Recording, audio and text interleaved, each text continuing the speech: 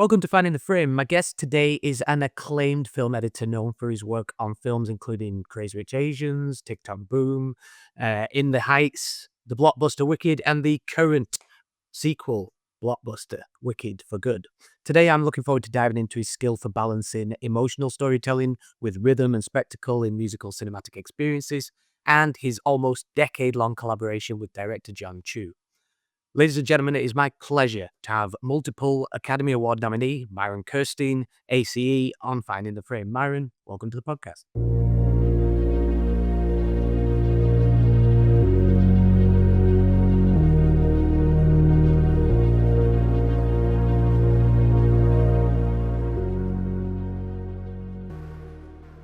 Something that I wanted to start off with is, and I've asked this of other editors who've been on the podcast with us, but it really interests me. How did you get into this? How did you find editing as a craft? How did this become what you wanted to do?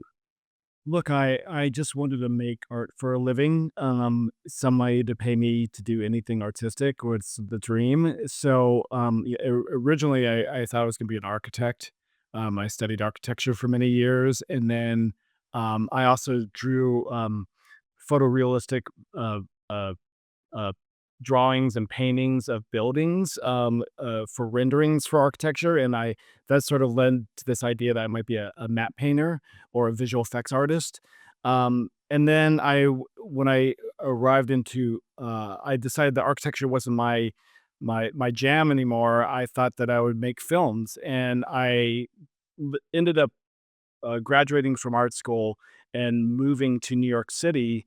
And when you decide to be in film, your first steps are actually sleeping on people's floors and working for free on anything that anybody will hire you in. And so I was a production PA on music videos and VH1 and MTV spots and anything anyone would pay me eventually, $100 a week to do, I would in the '90s indie film and TV scene. And then I ended up working as a production PA in this TV show called TV Nation, which was Michael Moore's political satire. This is really pre Daily Show, pre Colbert Report, and there was 8 editors that worked on that show, and they were like the best documentary and feature film editors in New York City. Um, I would I would drop off the tapes from the production, and I would see all these mad scientists that work in their little rooms, and I would see what they would turn around from a day of chaos of shooting into something that was really amazing. And I just knew then that that's something I had to do. They were the alchemists and magicians and the real heroes of filmmaking, and I needed to be a part of it somehow. So then I ended up going into I ended up transferring into that show as a post PA. By the end of the season, I ended up getting an assistant editor credit, and then I suddenly I found myself working in post production on this amazing show. And also, I was just busting my ass, so I then had a network of, like, 8 editors that then would hire me on or recommend me for any other, job that might come up, in their own network. And so, suddenly I found myself, working on my first union job, which was Sex and the City with one of the editors from that show, Wendy Stansler. And then I met Kate Sanford and Michael Berenbaum, who ended up cutting everything from Miss Maisel to, you know, the the next iteration of Sex and the City. And all this to say, I just started getting it. So then I got into the union, and then that it ended up leading me to my mentor, this editor James Lyons, who used to cut Todd Haynes movies, and I ended up working on Velvet Goldmine, and then that led me to my own sort of path as an editor, where I ended up cutting um, my first real feature, which was this film called Racing Victor Vargas. And that sort of led me to more other indie films that led me to like Garden State. And then Garden State ended up leading me to Hollywood. And then I just started to build my network from there. But it was all sort of from this real sort of place of wonder of these alchemists and magicians, and I was just like, I just think that there's a calling to me, about that. I also say that in art school, I made short films, of course, but I also made collages, um, which I was taking different, pieces of found objects on from the street, and I'd make, new pieces of artwork out of it. And I found that editing was very similar in some ways where, these things were made for the movie, but they were kind of like just kind of raw pieces of art that could then collage and layer and build into something that was new and beautiful and even bigger than itself. And um, uh, and also, there's other things that fit into my sort of my weird ADHD brain. It made, there was things about it that, this idea of refining and polishing stuff, the timeline, reminded me of like a blueprint in some ways of architecture. I also have a love for architecture, so that I have a love for production design. I have a love for music. I have a love for fashion. I have a love for photography, and so all these loves and interests sort of came into editing in this really, beautiful way.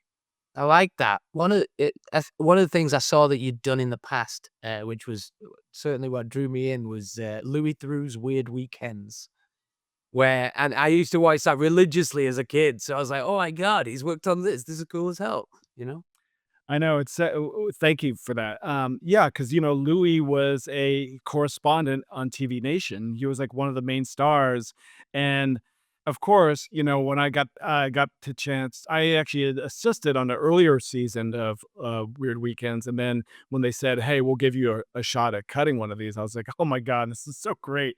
Louis is just, and I loved what I loved about, that type of work was that I found, Michael Moore's and Louis' work, really, rebellious and also out of the box as far as, like, what they were trying to do. I felt like it was very experimental, documentary style, filmmaking. Of course, that has been sort of more, accepted commercially now, but at the time, it was really sort of rebellious, and also there was a '90s sensibility of indie filmmaking that was going on in New York that was really experimental, and I really love that, and I think that that has always been something I've been really interested in, is making experimental, work that is also commercially acceptable in some weird way. And so yeah, I love Louis, I love Michael Moore, I love, yeah, all the filmmakers like Todd that I get to work with.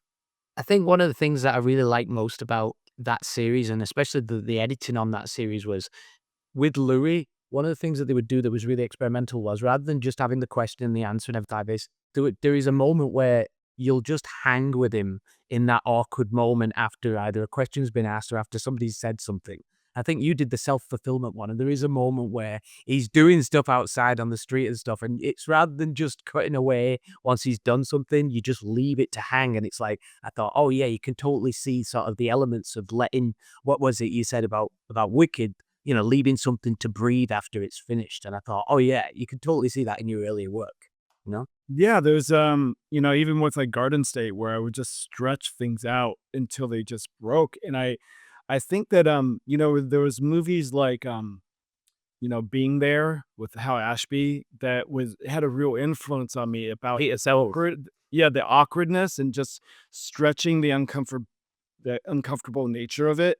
And I just there's something about, the artifice of it that starts to almost break about it, and also making people just sit in the silences and the awkwardness that really appeals to me. And also, I have very weird rhythms, I think, and so I just sort of abide by whatever weird rhythms I have, and just and don't like try to force it into some kind of box of like, oh, we got to cut fast because people are going to get bored or whatnot. Yeah.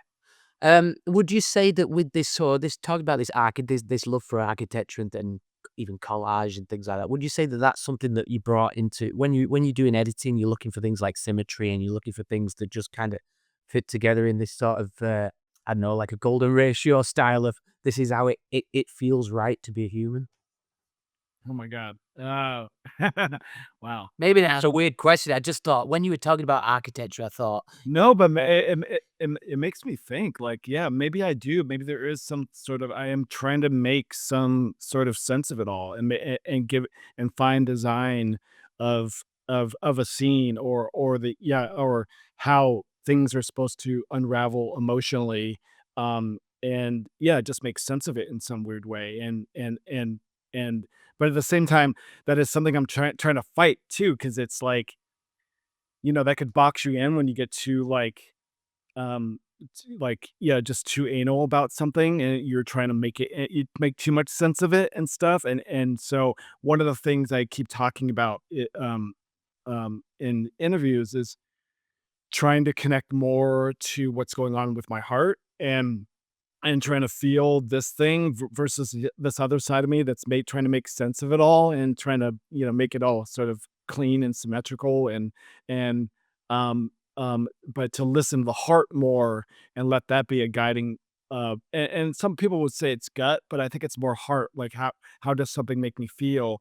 And then do I want to listen to that as far as the choices I make, whether I'm picking performance or when I cut in and out of a scene, or do I need to fight that and make it like manipulate things in ways which is, isn't inherent in the footage? And so all this to say, yes, I think there's there's a part of me that wants it to be very, like, designed and make sense of it, and that, um, like, I forget what the flower or the design is, the perfect design sort of thing, where everything is, like, symmetrical and perfect, that sort of instinct of my brain definitely is fighting to what is happening with my heart or what I'm trying to access. I used to there's this thing where, like, even when I draw, and I think I had mentioned the sort of photorealistic renderings I used to do in architecture school, is that need to wanna perfect every line and every version of that, and I think sometimes when you do that, you're just, you're burnishing off all the edges, and that there's no roughness, and that humanity starts to get lost, and it starts to feel too perfect, and so you have to be careful as an editor because you can really polish too much too. Like there's ways where you're just like taking out every breath or every shake of the camera or everything that might be out of focus, and so you're like, I don't want to pick that take because there was a camera shake or there was somebody coughed in the middle of a take, and so you just have to be really careful to like not perfect it too much. do you find yourself watching things that you've edited, like, like, 'cause I look back over your body of work, do you find yourself watching stuff now and going, "Oh, there's that I wish I'd changed," or anything like that? Even though, I quite like I don't know, the emotion of the imperfections in certain things, there's certain parts of films where I go, "Oh, I actually love the fact that, there's likely a PA in the back of shot," or something like that. I actually really like those elements. Do you find yourself watching films and going, "Oh, that's just not quite how I would have wanted it to be," or Of course, it's like, rereading a book years later, you just have, a different take on, what the work was, and so of course, I'm very critical of myself, that being said, I do feel like it's a time capsule of where I was as an artist at that moment, you know, and I love that. I have a record of my progression as an artist, and I'm hoping that I watch my work that I've done the last decade and in another 10 years or 20 years and say, "Wow, I really got better." I'm really looking forward to that because I know that that's gonna be true. I know that I'm going to make discoveries about the craft and have a different sensibility than I did now or back then. And but I do think that there's also really I love Garden State and how stretched out it is. Like I watched it recently. I watched it recently, and it's been 20 years now, and and I'm like, wow, there were some real bold choices that I would not make today, and there's a lot of needle drops, that are just sort of one after another. And that film is known for its soundtrack, but it's also, from today's standards, might be too much. And so but I wouldn't change a frame of it because I think that it's a time capsule of where I was, where Zach was, where the rest of the team was, everyone from Lawrence Sher who now shoots like, you know, um, you know, uh, the Joker and what we're all sort of progressing as artists from these real sort of um, indie sensibilities. But I also those films are makeup of who I am, and so, you have a film like Raising Victor Vargas, which was all improv, it's all character, um, and I've used all that work, going into In the Heights and Tick, Tick, Boom and Wicked as far as, like, how I look at performance and how I cut a scene, and so but, of course, I mean, the good news is there's still films in the last couple of years. I'm just like, I made the right choice. Like, but that will change over time for sure. Yeah, and congratulations on Garden's Day. I love that film. I was talking to my friend about that just the other day, actually. He's from Pittsburgh, so he was like, "Oh yeah," he says, I love that film." And to be honest, and I think we were talking to Lawrence Sher on one of our events, and I said to him about how I love State, and I love the color palette of Garden State as well. So yeah, one of the things that in terms of this iteration then of Myron, to speak about you in the third person, like you've talked about the other things that you've got to and now at this stage. So right now you're on the musical stage, and I know that you're probably going to go on to do completely different things after this because that's the way you've just been discussing yourself as an artist. But what was it that drew you to editing musicals? Was it Jon Chu that introduced you to it, or what was it that brought you to editing, musical films? I suppose not musicals, but musical cinematic experience. Well, I've always loved musicals since I was a kid. One of my first films I remember watching was The Music Man. And of course The Wizard of Oz made a huge imprint on my life. And then of course films like Grease and music driven films like Purple Rain, all that jazz. Once I started getting more sort of adult and sophisticated in my viewing, uh, um, you know, um, films like Sound of Music, they made a huge imprint on me as somebody who wanted to make movies, mixed in with George Lucas and Spielberg, and later on, Fellini and Godard, and I'm like just a mutt of all these weird movies. Um, and then, other music driven or films with a lot of music in them, like John Hughes films and, films like, Harold and Maude, which had a huge, or The Graduate, all those films, the idea of music in them and that they were a character in the movie was just something that really appealed to me. And so of course when I got Garden State, I was like, okay, this is a step in that direction. When I worked with Todd Haynes on Velvet Goldmine, that was a this cool Bowie, Iggy Pop homage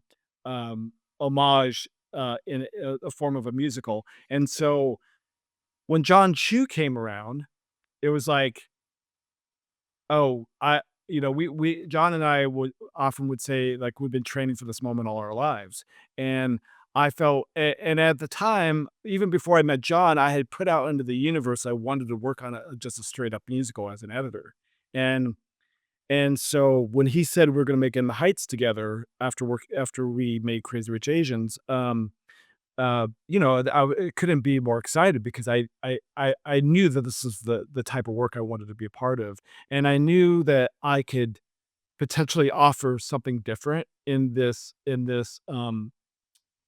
genre, and so I was really excited to bring my sensibilities to this thing, and then, of course, the scale up of Wicked after working on Tick, Tick, Boom with Lynn was just like, okay, now I get to take all these fantasy elements, all these things I loved about Spielberg and Lucas and, films like Lord of the Rings and, films like E.T. and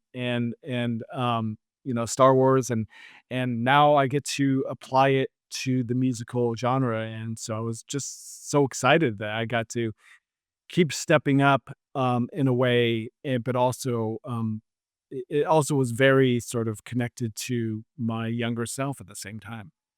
Yeah. What do you think that it was that they saw that, like, so Lin-Manuel and Jon Chu, what do you think they saw in you as a musical editor? Do you think they saw something different, like, so you could make something that's slightly different to the musicals that were being edited at the time, things like Les Mis and Cats, I suppose, and things like that were all coming out. Do they think they saw something fresh in you as an editor? What do you think there was that made them wanna work with you on that? I know that you did Crazy Rich Asians with Jon Chu, so he obviously saw something through that.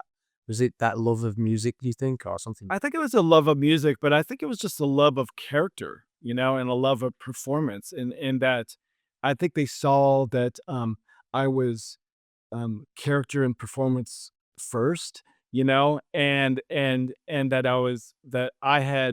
I was trying to use music dramatically and not trying to I wanted to connect to the story emotionally, and that it wasn't about like cutting like a kick-ass music video sequence. Like it came from the same place that it came for John and Lynn, is that it's about character, and it's about telling the story, the journey of that character or characters.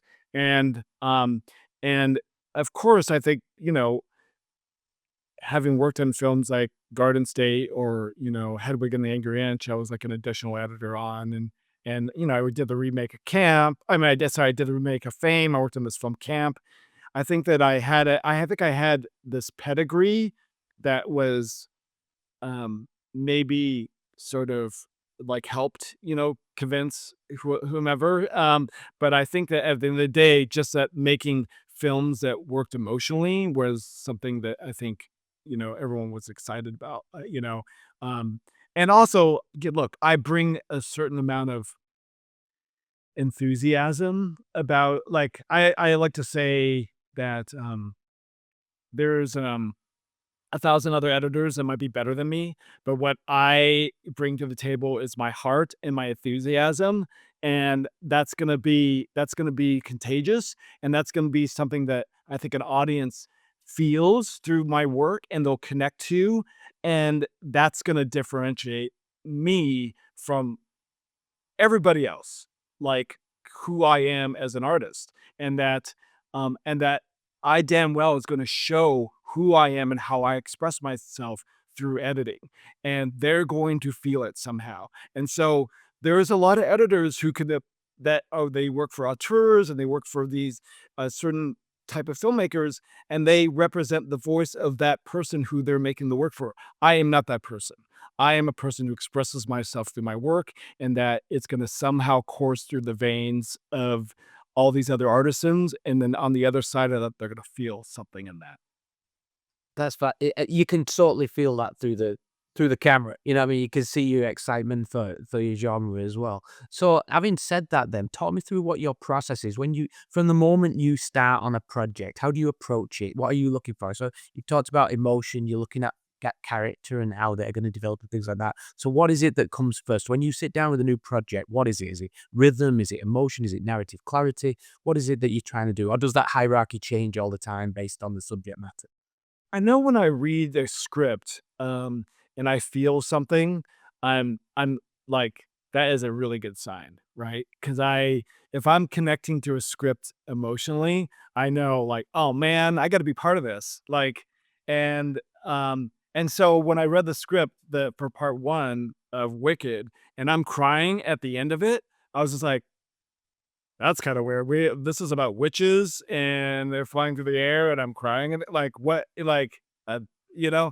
And so, you have to listen to that, right? And if I'm reading a script and I'm just, like, flipping pages, and I'm just like, "Okay, okay," but I'm not feeling anything, but if there's a line of dialogue or a moment in the script that I'm just like, I start to get goosebumps, and I start feeling something, I really take note of that, and I would say, like, this is I don't know why, but I think this is something I'm supposed to be part of, and then I take that same attitude all the way through the dailies, through post, and to the end of this project. And so when I'm well, first of all, then I have to get over the fear of being an imposter all over again after I decide to um, join on a show. Because I that's like, okay, now what? Look what the fuck I got myself into.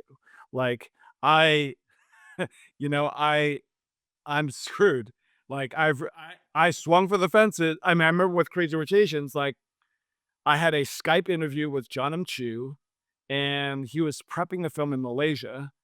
And Chris, it was like this. I was like guns blazing. I have to work on this. Let me tell you why I have to work on this, you know. And then I hung up the phone, and I turned to my wife, who's now my ex-wife, and I said, I think they might be sending me to Malaysia. I just have this feeling that I'm about to get on the plane to Malaysia and Singapore. And then I was just like, oh my God, what did I just do? What did I, what? They're gonna, I sold too hard.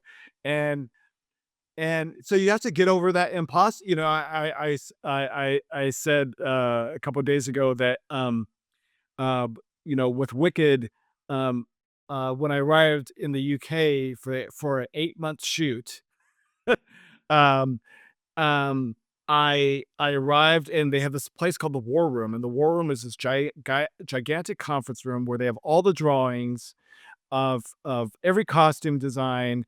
They have the drawings of every set.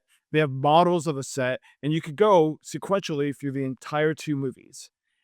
And I ended up walking in this room. And I said, I have no business being here. I absolutely need I need to call up my agent and get the first ticket back home because I'm obviously over my head. Um, so once I get over that fear, I'm like, okay, I somehow convinced them to hire me for this job. I've I've I've done the smart thing. I've hired a really amazing team under me. And then from there, I'm gonna have to do what I always do, which is break it down to how I felt when I first read that script, and then start to remember, like, what it was about that scene or moment that moved me emotionally, and can I find that again in the dailies that will start pouring in? And so that's what I did, on Wicked. I ended up building a screening room in, north of London at Sky Studios, Bournemouth, and I watch dailies 3, 4, 5, 6 hours every day, every morning, to the afternoon, and I would sit there and let it wash over me and say, "What moves me? Where do I get goosebumps? What makes me cry?" And I would just find those little pieces, those gems, and take note of it and start to just build from there because I was like, I'm a performance first editor and filmmaker, and it's all about how I feel. So I don't I just need to start there. And then if the scene's about an action beat or it's about all these other things, it's a chase sequence or whatever, then that's what I'll eventually make that scene into. But for me, it's performance first. And so I that's where I would start and then start building from there.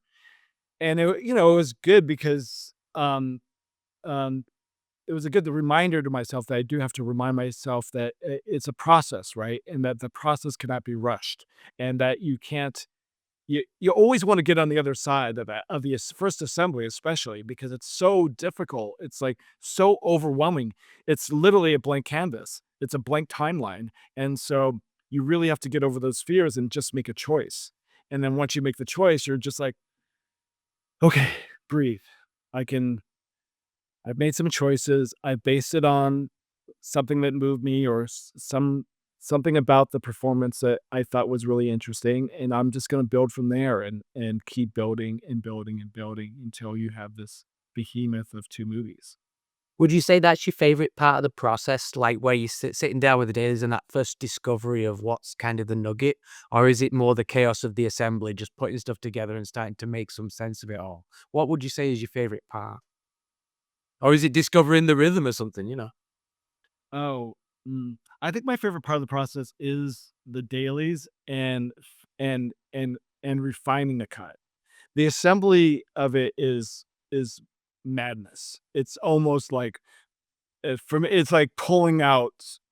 hair because there's so many possibilities, and so that could be really daunting, Of course, I love when I make a discovery, when I find a cut that I'm just like, "Oh, fuck, I just love that," how we transition or the power of an edit, emotionally, like when that, when you find those moments, that those are, you know, almost spiritual in a way, when you can find those moments.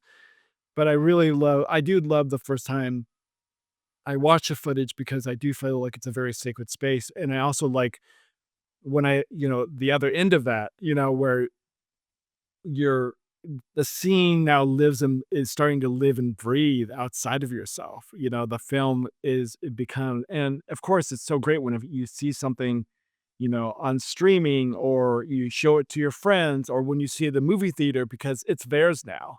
And so I love being on the other end of that when so it's really the beginning and end is really, it's in between. It's hard. It's really hard. You know, editing is so hard. I'm sure you've heard this stat that, you know, I think like New York Magazine or somebody did like, the most stressful jobs. And it was like, the first one was like neurosurgeon and the second one was film editor. Yes. Seriously. And we just have the burden of all the money, all the expectations, the crafts are all on our shoulders. It's you, the director and the producer. It's like that's all that is stopping anything from being anything. And so, yeah. I imagine I mean, like, so this is something I was gonna get onto a little later, but it's kinda come organically now, and I like that. You know, obviously, this is probably Universal's biggest picture of the year, and I think that last year, 2 years ago, whenever it was, uh, when the first Wicked came out, it was like it had a huge burden on it, but then when that became this Oscar-winning, massively Oscar-nominated, hit, I suppose with this one, there was an awful lot of weight on it. Did you have were there more people in your edit suite this time? Like, did you have I think they call it group grope, which is probably one of the worst phrases I've ever heard in my life. But like, obviously, did you have a lot of people in that room with excessive studio involvement and lots of people with opinions, all trying to sort of impress themselves upon the edit itself? And you're sitting there at the computer at Avid, trying desperately to make sure that you have your input and you keep it true to what the original was, which was yours also. Well, let me just talk to you about the expectations first. So when I remember coming back home for one weekend and they had set up an Avid in my what would then be my um, US edit suite, but I was still traveling between the UK and the US. And the music exec came to visit, and I said to him, and he had been at Universal for a long time, and I said, "Yeah, this is a really big movie." He's just like, "No, no, you don't understand. This is Universal's biggest movie ever." And I was like, "Wait, you're Universal, you know? You've you've made Jaws, which is behind you. You've made E.T." It's just like, you know what I mean? And I'm just like, "You're you."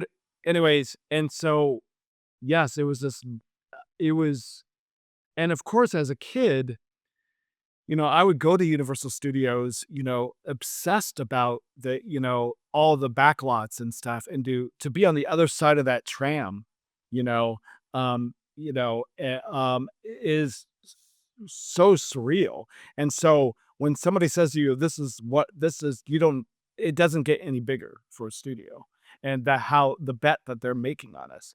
Um, and to answer your question about making the second movie, it was terrifying because of the success in the first movie, and that I would I w and well, of course, we're like, "Oh my god, this is amazing. It's made all this money. We have all the accolades. People love and adore it." Um, um, but then everyone started tapping their watch saying, you have a second movie to make now at the same time that you're celebrating the success of the first movie, they're saying, "You know you're running out of time."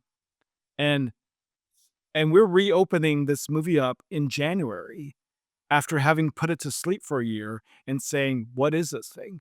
And to add insult to injury, the second movie is gonna be nothing like the first movie. It's gonna be a total tonal fuck you. You know, it's going to be like, no, no, all that stuff that you love, all that whimsical, joyous delight that you had in the first movie, we're not going to have in the second movie. So guess what? You're making a different movie. You have no time to do it, and you better do it just as well as the first movie, or we're going to have your neck. And so, um, No pressure. the no pressure. But the good news is that we had the most incredible producer, Mark Platt, whose legacy was wicked. You know, he was the one that bought the rights of the book and turned it into a Broadway musical and then adapted it into a movie. You know, so we had a very strong producer who could protect us and work with a studio who already respected him, and we had trust by the studio, um, um, because we had delivered the first movie. So we didn't have a team of people over our shoulders saying, "Do this and do that." What is terrifying about that is that you only have yourself.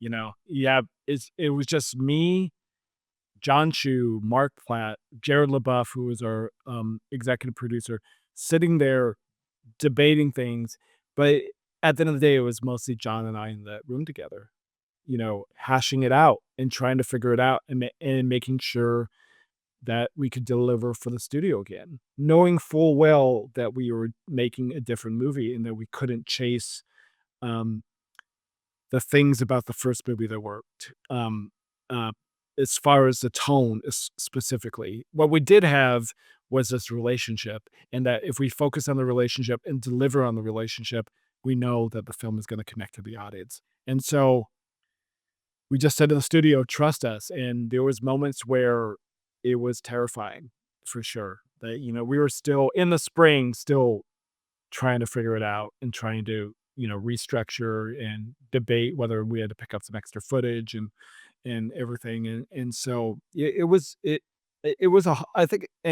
it was one of the hardest years. 2025 has just been a bitch of a year. It's just for everyone. Also, like you know, I had my from a personal standpoint, I had a house in Altadena, and so which is still standing, but it's vacant still to this day. And so, you know, I was very, you know, I've been displaced, my family's been displaced. Um it's, you know, so just trying to focus, um, you know, having the success of the movie, and then having you know, the fires, and then having success again with like the Oscar nominations and the Eddie Awards and stuff. It was, yeah, very, and then the pressures of the film was just really, yeah, it was very daunting to sort of keep it all on the tracks and not just crumble, you know, not just have like a you know, a panic attack or a mental breakdown in the middle of it, you know, just you know, keeping your head above water. Did having, so you've now been nominated, multiple times for the Academy Awards in editing. Um, does having that take away some of that sort of imposter syndrome or that fear, of approaching something this size, or does that disappear and you're just kind of like you're the man behind the computer that you were when you started off editing? I mean, it's a little bit of both. I'll never. I was just saying to my girlfriend this morning how I don't know. Maybe I should just like not do it anymore. Like I don't know if I'm good enough, you know. And Please don't listen to that. you Please keep know, going.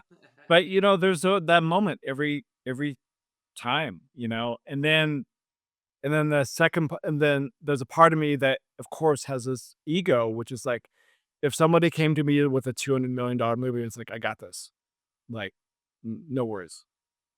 I know how to make these movies. I know the team to hire that will support me. Like, No problem. When do we get started? Like, tell me, let's go, you know? So, there is a little bit of both where I'm just, like, terrified, have to, you know, um, get that courage up again, and then there's a part of me that feels like, "No, no, no, I've done this. You you're lucky to have me," you know? But, but I do think, um, like, I always, um most of the time I take it as this, like, opportunity that I'm just like, I'm gonna get better. I'm gonna get better, and I'm gonna look at my peers' work and films that inspire me, and I'm gonna learn things. I'm just gonna keep getting better. And the accolades are really nice, and there's like friends of mine who've won Oscars, like my good friend Tom Cross, who's like Damon Chazelle's, like we went up the ranks as assistants together, like I'm chasing my friends who like have already won Oscars and stuff. So there's that thing that you're just chasing sometimes, but at the end of the day, it's more about just the work and just doing the work and getting better at the work, and then trying to, conquer demons. But I do think that most like I know I'm rambling a little bit, but being artist is sort of this sort of thing where you're always trying to conquer fears, and then feeling like you didn't do it, and then you did do it and almost got on top of the world, and then you're like, "I'm nothing." And so, it's that constant sort of challenging yourself, and trying to, express yourself, and find ways to do that in different types of work and with different filmmakers, and so it just never stops. I'm very much the same person as I was, 20, 25 years ago. In some ways I just have a lot more credits under my belt. No, totally, and I think that you're right, that idea of pushing yourself and trying to find new avenues to go down and things like that, there's inevitably gonna be this feeling of kind of like, "Am I doing the right thing here?" When you're constantly pushing for new boundaries and new ways. One of the things that Jon Chu put up a picture in sort of January 2025, I think it was, of Apple Vision Pro headsets and said, "We're going into the edit suite now." And I was intrigued, like, in terms of pushing boundaries and this, that, and how was that used in an editing capacity? Or was it used in editing capacity? Was it just him wanting to show people that he was playing around with an Apple Vision Pro headset, you know? First of all, he's really into technology. He's really, he's into breaking barriers and trying new things, and he's really interested in telling stories in a different way and using these tools as an opportunity to make things in different ways. And um we he mostly used it as a way to view cuts that it so if he wanted to watch a scene that I was cutting on a big screen through his app, he could make a movie theater size screen in his Apple Vision Pro. I don't know if you've ever put those on, but you could basically you can you can, you could actually make something the size of a movie screen on the wall of your living room, and it look like you're in a movie theater. So it basically it sort of tricks your eyes to make it feel like, you're in a big gigantic screening room in a ways. And you could put that over here, and then you could have your text messages over, on the right and left. Um, we could have a chat, you could do, things like Evercast, and so he could use it as a viewer when I'm cutting, and he can also, approve VFX through that device, which could be really helpful because, you know, in in both movies, we had over 1,000 VFX in each of those movies. So it was just this race of, we were just when we were not cutting or working on something else on the film, we had VFX review sessions. And so we had, sometimes we would have VFX review sessions 3 times a day. And so starting, one at 6 in the morning, to deal with our vendors in Australia or, or in India, and or, later in the day for London or Toronto or San Francisco with ILM. And so it was just like he specifically had to have access um to the cut and to his vendors like all the time. And by making things big and like he could see things like if we were sitting in a screening room together. And so it was really helpful for him. I think at some point, I think both of us have the dream of doing the sort of Minority Report sort of style of editing, but yeah, Yeah. like we're just like, when do we get to do that? Like that's gonna be awesome, when we can like, oh yeah, you're gonna move that around there. Let's go over here and then put the take, so someday we're gonna be in that. But right now it's just a awesome viewfinder. And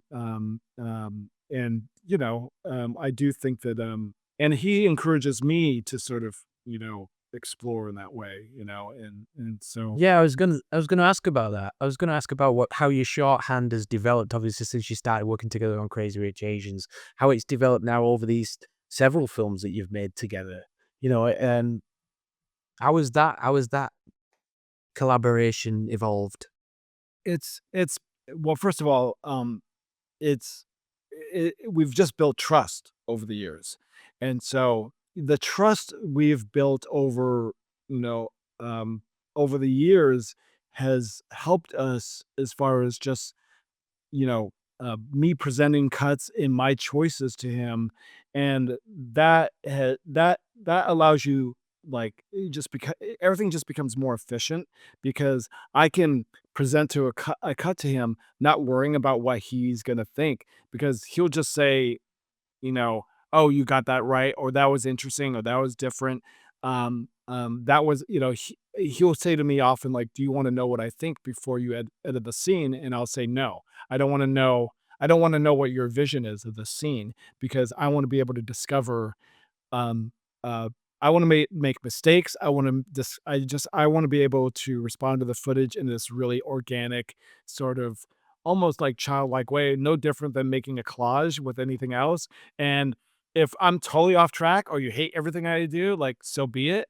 Um, but I want to, like, nothing the script was this way, your intentions of how you shot on the day is one thing, and what we do in the edits are 3 different things. And so, um, so but that just goes from just him trusting me and and and me trusting him that he's not gonna tear my head off when he sees something that is so different than the way he might have thought about it, And so it truly is a collaboration of 2 artists meeting in the middle, and seeing what we're gonna make together, And and again, if there's a real intent, there's sequences in The Heights that are super designed, and I could just see when I saw the footage how they're designed, and I was like, "This is how I'm supposed to cut this." And,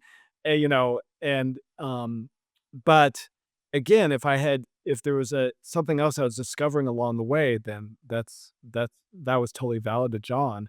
And I think that the shorthand as far as, like, you start to develop well, first of all, if your tastes are aligned just as far as your performance choices and stuff, and he trusts me that I'm gonna be so thorough in how I look at the dailies that I make sure I don't miss anything.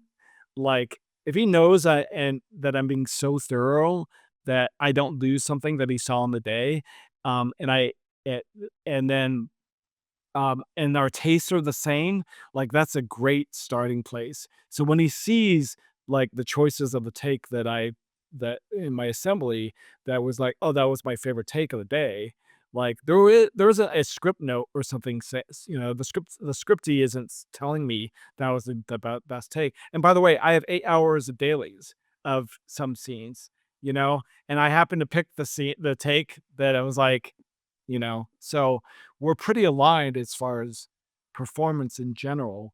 So that's a really great foundation just as far as building trust.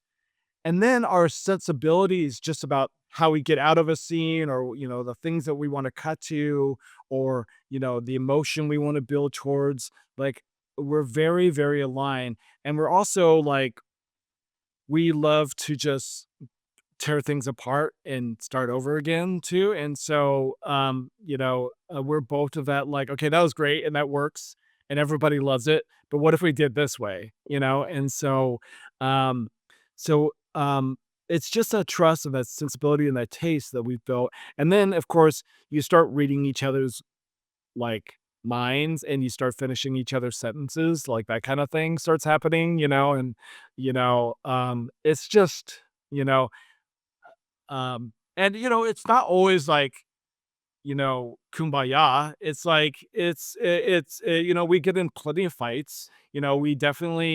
Um we definitely are both could be really stubborn. Um uh if there's something that really burns at me, I can't let it go. I will bring it up again. I may not bring it up on the day, but I will not be afraid. And so it's a real wonderful, healthy relationship because we can we have a safe space to keep at it. Is one of those I think you talked about this, then you've probably been asked about this in other things, but there's a scene in Wicked for Good with a door in between Ariana and Cynthia's characters, and it's like he talked about he had to fight to keep that and everything like that. Was that one of those debate moments, or was that one where you both kind of came together and said, "Actually, this kind of works in terms of the tempo of the scene and where it's going to at the end of For Good"? It wasn't a debate with us, it was a debate with others outside of our circle. And no, we are very aligned on a number of things. One, which was, stretching out for good and pacing that and really just sitting in that emotion. And then and fight, then in the door was fighting for those words where they say, I love you, because that was not canon and that was not something that had never been said in the stage show before.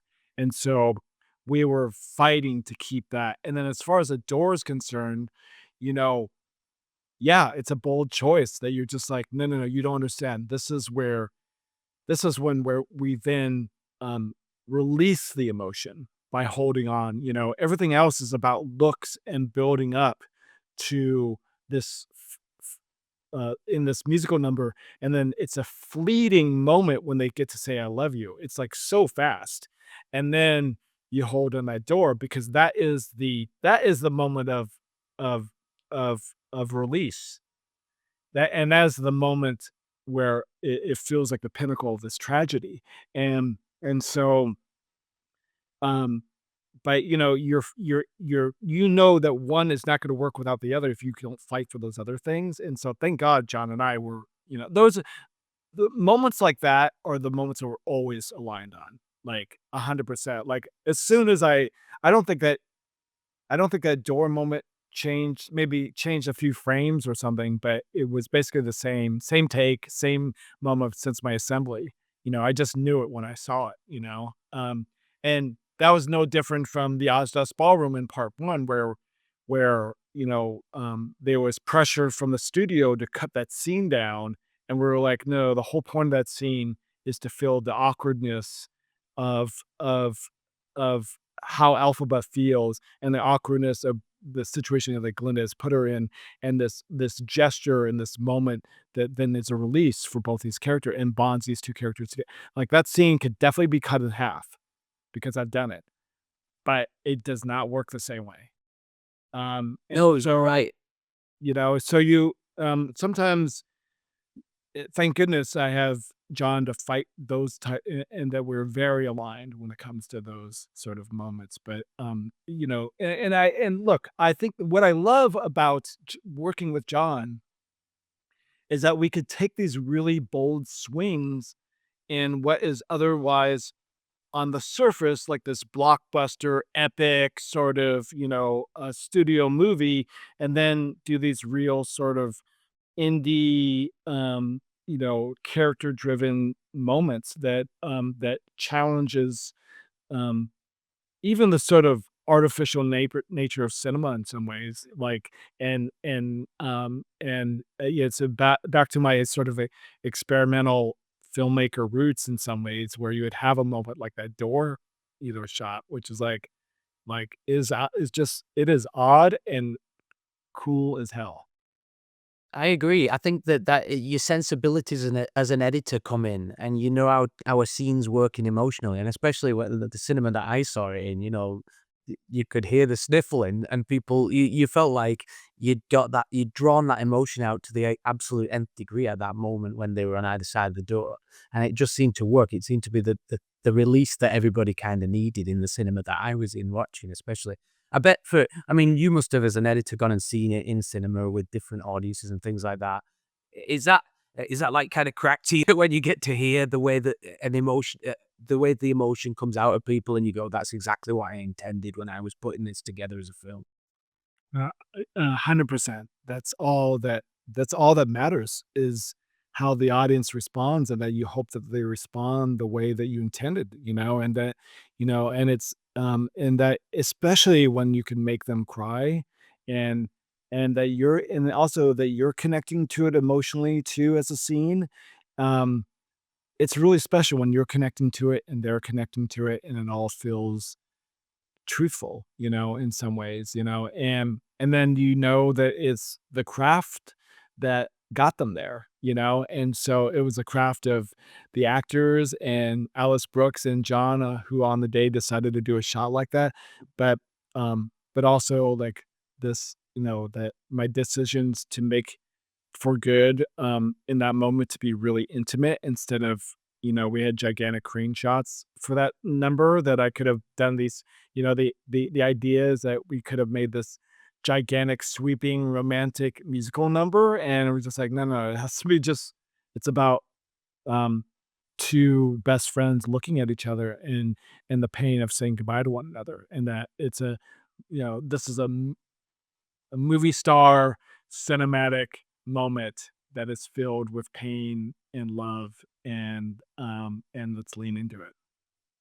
One thing, that I wanted to ask you in is as an editing decision or as an editor, and especially when you're editing musicals, because whenever I go and watch musicals like Broadway or anything like that, or the Pantages down here or anything like that, I always find that musicals have this generally like a kind of a talk into song, into talk, into song, so it seems to be the kind of choppy nature of musicals. How do you make it flow when you're editing that together as to make it flow cinematically? How do you do that? Is that It's really helpful when you have Simon Hayes, our production mixer, who can record dialogue and live vocals as if it's all one scene, and that you have actors who are treating what is being sung the same way as the way it's being said, and that you have Jon Chu directing a scene no different than he was directing a musical number, that they're all interwoven organically. And then how I treat it is that just because they're singing something doesn't mean that the scene stops. And so I like, we don't just like, um, we don't just go into canned, pre-records and start doing jazz hands and say, let's put on a show. Like the song has to organically come out of a scene, and the only reason why they're singing it is because they can't express it any other way. And so, um, and so our trick is to use Simon's incredible recordings as a foundation. That way I can cut live vocals the same way as I cut dialogue, and that it's all based out of performance and all how I feel, and that I just shouldn't treat it any differently. I shouldn't go into like music video land, and I should just treat it all as one scene. And that way, if we start and stop the song 10 times, like we do in Defying Gravity, then that we don't lose the audience, and that we also hold them in dramatically. And that that they don't get lost in it, or they're like, okay, I'm so tired of this. I need to get out of here. Um, that's why it's really, it means a lot to me when somebody says to me, I usually don't like musicals, but I liked Wicked, because somehow we were able to convince them that they were just watching a movie and they were just following a story, and that it wasn't all of a sudden, two different movies. It didn't feel schizophrenic. It felt all sort of ingrained. And I think that John's attitude to keep things grounded and intimate, um, um, in 90% of the musical numbers is a means for me to do the same over the course of the edit. Yeah. And obviously, this has been split into 2 films and stuff like that, and I know that I was talking to Daria before about, the potential of this being put into a whole viewing thing like they do with Kill Bill right now out in LA, where it's gonna be, the first film and then a 15-minute break and then the second film and stuff like that. Do you think it was the right decision to split it into 2 films? I mean, like, obviously, I would say yes, but, I mean, I'm just asking you as the editor, is there a world where you could see this as 1 film, or do you think that it is right that we split this into 2 and we have it in 2 separate parts? I think that, um, if they had if they had made it into one movie, we would have had to cut songs. We would have had to probably cut characters. Um, the studio would not have given us the money to build the sets. They would have done this all in blue or green screen, and, it would be a cheap jukebox musical that nobody wanted to see. And I think what we learned making In the Heights together, it's really hard to make a musical that doesn't feel like a song every 2 seconds. And it's almost impossible to have any world building or character development in in almost any, adaptation of a Broadway musical, um, um, if if you don't have the real estate to do it in. I know in my heart that Mark and John made the right decision as far as breaking up into 2 movies. I also think what I love about some of the films that, inspired me was when I was young, films like, Empire Strikes Back, going into Return of the Jedi, it felt like we were finishing a saga, and I love the tonal difference. I remember seeing Return of the Jedi when I was 13 years old, and I was like, "This isn't the Star Wars I love and know. I don't know if I dig this," and thinking, "Wow, it's so different, tonally." And I love how different tonally that this film is and that you had a year to sort of as an intermission in a way. Yeah. Now I've seen this movie back to back, and that is a hell of a experience as well, you know? And so, um, I love the idea of people having that experience to watch the 2 movies, as one in some ways with an intermission in between. I think that's gonna be great. Um, and, they did the double feature a couple weeks ago for a bunch of people, and, that was people loved it. And I think that is definitely a way to experience this story, not so different from the Broadway show, but as far as, like, um, a strategy, as far as, like, making the movie, as far as, like, giving people something to look forward to and delivering on something that feels like the end of a saga and operatic and tragedy, I'm really happy we did it the way we did. And by the way, we would never have had the resources as well as far as post-production as well. Like, we just wouldn't it would be so different, um, all the way through. I agree. I think that, it was the right choice to split it into 2, and also my nieces would agree too because they absolutely love the first one. I've got a 5 and 8-year-old niece, and Wicked is their favorite, and now they can't wait to see the next one, so it's a big deal. This has got a massive super fandom, I suppose, surrounding it. I mean, I went online to just look up at some of the things. I mean, it did interest me, to be honest. There was one point where, they were talking about Dorothy in the most unflattering terms, like she's this evil killer, you know what I mean? I was like, "This is Dorothy we're talking about, she's just this girl who got caught up in a tornado." And everybody's like, "Yeah, but she murdered Elmer," all this is like, "Cracky Bob," you know? So, there is definitely a super fandom out there. One of the things, I wanted to we're reaching the end of the interview now, but, like, this is where I get my IMDb trivia page bit out, you know what I mean? Just to see if it or sort to get you to contribute to it. Um, Presumably, like, this is obviously different to other musicals. We don't just have, you know, making Wicked itself. We've also got The Wizard of Oz and the fandom of The Wizard of Oz as well involved in that. And obviously, I've read that the soundtrack, I think it is, includes elements of Somewhere Over the Rainbow in there in the first one and things like that. You've got the titles as well, which definitely hark back to Wizard of Oz and stuff like that. I was wondering if any of your editing, if you could pull back the curtain in a very Wizard of Oz sort of pun way, on any of your editorial devices used, any editorial decisions you might have used that could have harked back to Wizard of Oz. Is there anything like that that you tried to do when you were editing this to try and relate to the original source or anything like that? Well, look, there's more like moments where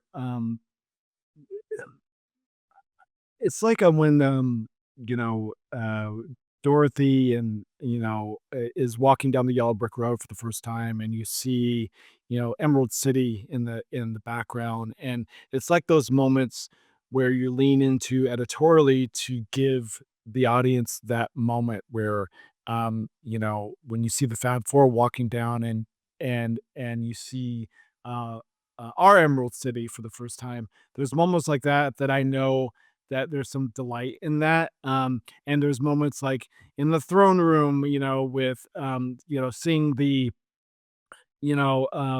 the wizard's head, and there's moments like that that had a real impact on me, that I leaned into as far as like my editorial choices, um, to pay homage to my memory of it, whether that was it. And of course, the flying monkeys, you know, used to scare the hell out of me when I was a kid, and so I had this was less of an editorial choice than me influencing the shot making editorially, which was this moment with Dorothy being abducted. Like I always remember that moment when she's being abducted, and because we didn't need to, we didn't want to show her face. We're like, well, how can we do this sort of goofy point of view shot of her legs as she's being flown into the air? And so there was like moments and choices like that that I feel that was paying homage to a memory that I had of it, whether that was right or not, and leaning into it as far as like how I felt when I first watched that movie. I mean, it's an incredible achievement. I believe that there was 250 plus hours of footage that you had to troll through, and editing those 2 films together. This is my final one on Wicked, really, and then we'll go into some final comments, and then that'll be that. But, um, I suppose, were you editing both films at once, or were you going, "Right, I'm gonna separate myself and do the first film to begin with, and then I'll break, and then I'll do the second film once this one's complete." What was or was it a case of you read it them both together and it was a little bit like, I don't know, the chopping and changing scene of the wedding scene with Ariana Grande and then, Elphaba walking through all the caged animals and everything like that. You were cutting between the darkness and the light at the same time. What was your editorial process for both films?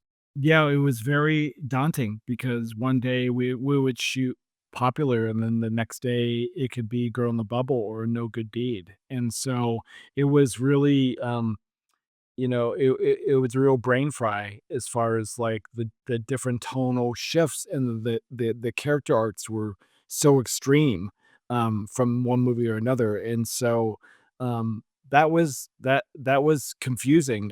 I had some experience of that doing episodic television, but sort of block shooting and stuff, but not like that big of a time distance with your characters. So keeping that straight and understanding it and not getting freaked out by the different sort of tone and the dailies and where the characters were like years later.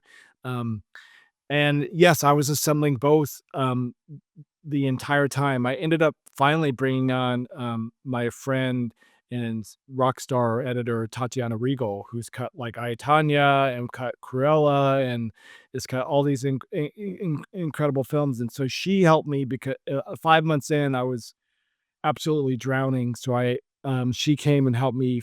I told her to basically just help me with the assembly of the second movie because I was like, I can cut like maybe half of the scenes of the second movie, but there's no way I can like do two movies at once. So she helped me with that. and we got the assembly because John wanted to see both movies. Like, he wanted to screen both movies 15 weeks after we finished shooting for the studio, um, and so we did that, and then Tanya went away, and then we put the second movie away for a year. And then after we finished the first movie, we came back to the second movie, the assembly of it, and reopened it, and then basically started on the director's cut from there. And so, um, so, so we were able to get it up on its feet, but it was, like a lot of assemblies, it's, just the first pass. And so, we had a lot of work to do, but to answer your question, it's just really hard to compartmentalize, um, things, but that's all you have is to say, "Okay, this is just a scene. I gotta cut the scene the best of my ability, and then put it away, and then work on the next scene, and try to, like, not overthink it too much, and then once you see the bigger picture, then you could start to react to it." Blimey. So, I think that we're reaching the end of the interview now, and I just wanted to ask one or two final questions, just for advice, really, because obviously this is Filmmakers Academy, so they do a lot of things with people who are upcoming filmmakers and things like that. Um, Are there any sort of is there any advice that you would give to younger editors on what they should focus on first if they're wanting to go through this process of, becoming editors like yourself, even though they've just heard that it's the second most stressful job in the world outside of brain surgery? What would you suggest that these the skills that a young editor should focus on first? What would advice would you give to them if they want to become an editor and they want to go down the route that you've gone down? Well, look, the first advice is, just start cutting things. Just start cutting anything, like your friend's birthday party, or short videos, and a lot of people are just making everything all the time, on Instagram and putting reels on TikTok, and so. But if you're not doing that, that's what you should be doing, all the time. You never stop. Keep doing it. Keep trying to find other people who want to make things with you.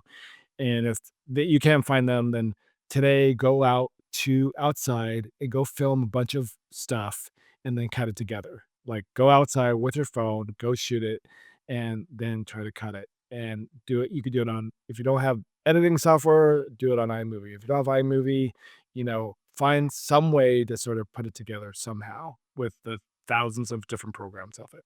So that's first and foremost. Um, and the thing that I've been trying to maybe lean into recently, which I mentioned before, was trying to understand, how do you connect emotionally to footage? Like, how do you, how do you feel about something? Like like is that a beautiful tree swaying in the wind, and why does that move me? And if I wanna sit on it for so long, or put a piece of music, like, why does that move me? And, like, what are things that move me about, images, and putting them next to other images? And is there a power to putting something there that then, makes me feel a certain way? Or does something make me laugh, or cry? And just, like, listening, and trying to understand what's going on inside, what's going on in here, you know, and exercising that muscle somehow, and it's just seeing how they're connecting to things. And then when you're watching movies, um, you know, um, asking yourself, why am I connecting to it this way? Like, what is it about the things that I love that I watch? Why is it, why is it making me feel a certain way? And what do they do? And start to geek out on that a little bit, Um, and then, of course, you know, uh, if they're, like, there's this burning desire in them to want to, make things, and make a living at it, then try to reach out to people like myself or their community and say, you know, I want to be a post PA. Can I, how can I get involved? Or I want to assist and edit. What can I do? And, you know, and just take every opportunity with every post facility, or every wedding video, or every thing that anyone ever says as an opportunity, and don't say no. Like, don't be picky. Don't, I'm still not picky. After all these years, I'm still I need to know how I'm gonna put, food on the table, and so I just think that being really open and not being snobby about it, and, unfortunately, there was a moment in the industry where, this is a little bit of a tangent, but, where there was a lot of work out there, and people got a little cocky, and I felt really bad for the people that, um, said no to me when I wanted to hire them. And, because and this isn't like a a diss to them, but I was just like, "Dude, you gotta be careful." Like, you have to be careful, like, you're always expanding your network. You're always sort of, um um, you're always, you always need to keep, you know, uh, creating opportunities for yourself. And so, um, I think that you have to put it out in the universe what you want. You have to make things. So you have to make things as they under. You have to start to exercise that heart. Um, and then you have to just start creating a network and chasing opportunities. And hopefully, something will click, where you're finding work and you're making a living at it. And it's very hard out there, but it's always been that way in Hollywood.